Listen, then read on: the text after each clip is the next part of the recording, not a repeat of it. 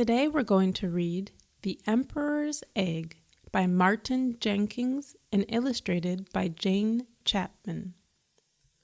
Down at the very bottom of the world, there's a huge island that's almost completely covered in snow and ice.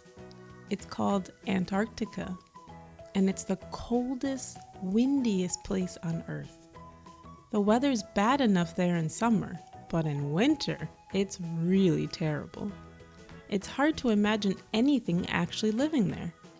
But wait, what's that shape over there? It can't be. Yes! Do you know what kind of bird lives in Antarctica? Let's see if you're right. It's a penguin. It's not just any old penguin either. It's a male emperor penguin, the biggest penguin in the world.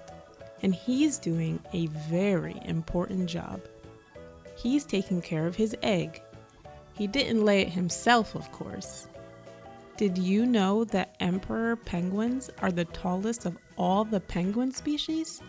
Male emperor penguins are about 4 feet tall, and the females are a little smaller. His mate did that a few weeks ago, but very soon afterwards she turned around and waddled off to sea. That's where female emperor penguins spend most of the winter, swimming about, getting as fat as they can, eating as much as they can, and generally having a very nice time, as far as you can tell. Emperor penguins eat mainly fish, squid, and tiny shrimp-like animals called krill. Since they can't fly, their wings are more like flippers, making it easier for them to swim in the water. They can stay underwater for around 20 minutes at a time, which leaves the father penguin stuck on the ice with his egg. Now, the most important thing about egg sitting is to stop your egg from getting cold. That means it has to be kept off the ice and out of the wind. And what better way to do that than to rest it on your feet and tuck it right up under your tummy, which is just what the father penguin does. Inside the egg, a penguin chick is starting to grow. If the egg gets cold, the chick will not survive. But don't worry, the father penguin takes his job very seriously and will take good care of the egg.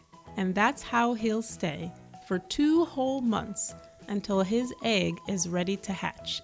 Can you imagine it? Standing around in the freezing cold with an egg on your feet for 2 whole months? Female emperor penguins lay 1 egg in May or June, which is the beginning of winter in Antarctica. What's more, there's nothing for the father penguin to eat on land. And because he's egg sitting, he can't go off to the sea to feed. So that means 2 whole months with an egg on your feet and no dinner, or breakfast, or lunch, or snacks. I don't know about you, but I'd be very, very miserable. The male penguins can lose up to 40% of their body weight since they can't eat while egg sitting. Luckily, the penguins don't seem to mind too much. They have thick feathers and lots of fat under their skin to help keep them warm. And when it gets really cold and windy, they all snuggle up together and shuffle over the ice in a great big huddle. Most of the time, the huddle trundles along very, very slowly. In the center of the huddle is the warmest area, and the penguins in the middle switch places with the ones on the outside over and over again.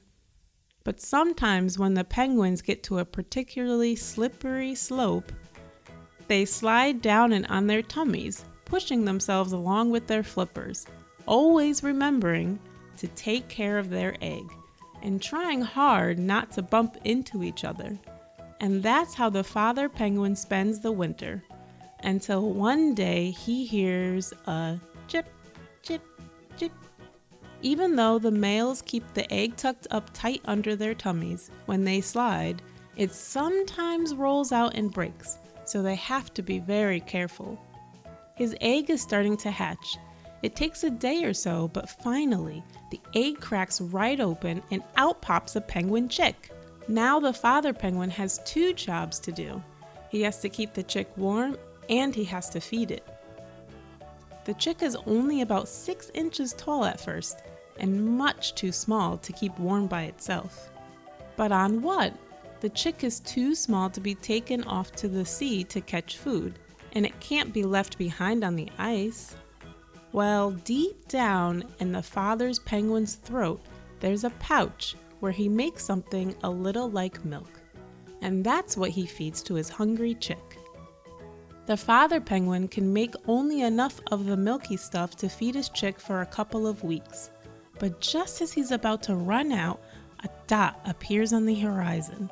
It gets closer and closer, and yes! Do you know who it is? Let's find out. It's Mom! She starts trumpeting hello, and the father penguin starts trumpeting hello, and the chick whistles. The racket goes on for hours, and it really does sound as if they are extremely pleased to see each other. Every adult penguin has its own special call, like a fingerprint. Chicks have their own special whistle, too.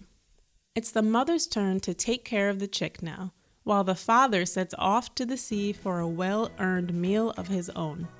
About time, too. As soon as things have calmed down, the mother penguin is sick, right into her chick's mouth. Yuck, you may think. Yum, thinks the chick, and gobbles it all down. The end. Did you learn some new interesting facts about emperor penguins? I know I sure did.